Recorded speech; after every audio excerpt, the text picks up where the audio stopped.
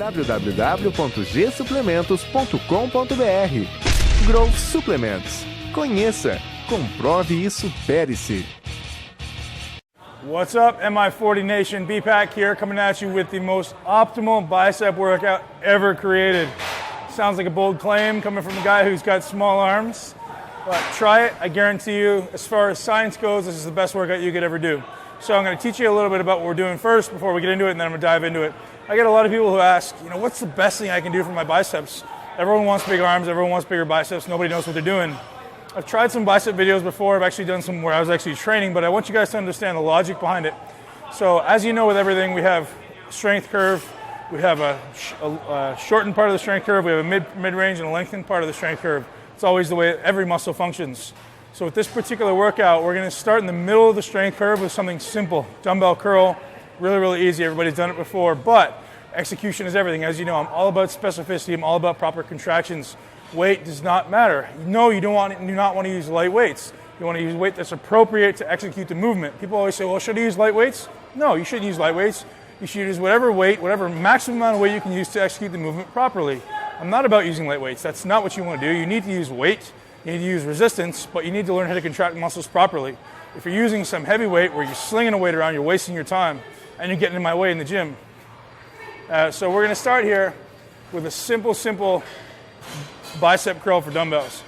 So what a lot of people do, they curl it, their arm ends up looking like this. So not a lot of supination of the arm. What you really need to focus on is making sure that you're turning that dumbbell at the top. When I'm doing it, I'm literally trying to squeeze my baby finger on that dumbbell and turn it to the point that I can't really turn it anymore. I come down, I pronate. I come up, I supinate. I pronate. Notice how nothing's happening at my arm. Notice there's nothing happening up here. The only movement is happening here. So if I were to do it without a dumbbell, it literally just look like this. Okay, so I'm getting up here, I'm squeezing as hard as I can, trying to turn my baby finger, trying to turn my palm toward the ceiling. And the trick is, most people when they do use a dumbbell, they grab that dumbbell and they really try to focus on squeezing these two fingers or squeezing this part of the dumbbell, and this part kind of gets lazy. You really got to stay focused on keeping that baby finger squeezed. So when I do it, I'm really trying to overload squeezing the baby finger. Squeeze the baby finger harder than I squeeze the index finger, and I'm trying to turn. That supination is extremely important. Now, as you get advanced, the way I like to do this is as you get advanced, I like to warm up to my heaviest weight, which for me in this exercise is really only about 50 pounds, and I do this. Notice my hand placement in the dumbbell right in the middle. So I come all the way up, all the way down, all the way up, all the way down, all the way up. Notice I'm not extending back here, I'm extending in front. Second thing we do, once you've got up to your 50 pounds, I usually do my 3 or 4 working sets with that weight because I want to use the maximum amount of weight with that form. The next thing I do, check this out. I slide my hand to what would be the outside of the dumbbell. So there's a space there. See that? And so what that's doing is shifting a greater percentage of the dumbbell to the inside of my hand, thereby creating a greater percentage of weight of that dumbbell on this side of the dumbbell. So now when I supinate, it's actually harder for me to turn, which is going to make you better at supination. So I'm still squeezing that baby finger, extend all the way in front of me, squeeze. So then I'm going to continue doing 8 to 10 repetitions that way. So I do my 4 sets with my maximum weight, really supinating, keeping that form tight, and then I rest, slide my hand to the inside of the dumbbell, I guess the outside of the dumbbell effectively, supinate, and maybe another 4 sets. So that we're working the mid part of the range, but really focus on supination. We're going to move on to the next exercise, which is a really shortened bicep, whereby we've talked about this before. One of the main functions of the bicep is actually shoulder flexion. So whereby we're going to come up behind the arm, behind the head. Again, still emphasizing squeezing the baby finger. So the next question that a lot of people are going to ask is, where should this cable be? Well, here's your answer. Look at the cable. If it's straight, my arm is in a straight line with that cable, there's no tension here. If I go down, there's tension here. If I go up, there's tension here. So the answer is, no matter where that cable happens to be, it could be down here. My intent is to do this. So that cable is always putting emphasis and tension on this muscle.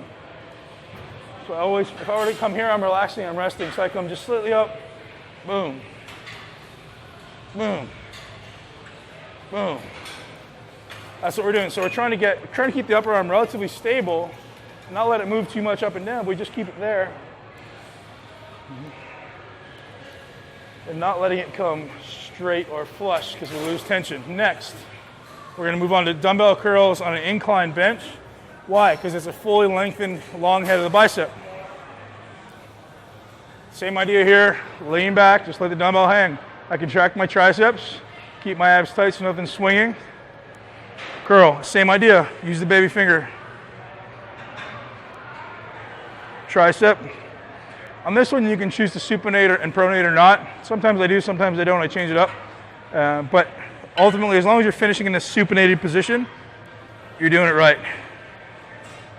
Notice my upper arm isn't traveling. I'm not coming up. I'm not coming back. It's literally just staying in place. Letting the bicep shorten. I'm trying to like drag my elbow behind me. There you go. Boom.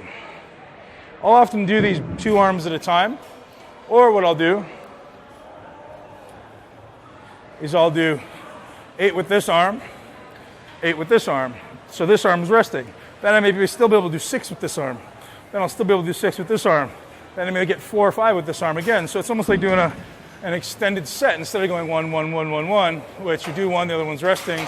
I do my 8. It's almost like doing 3 or 4 sets in 1.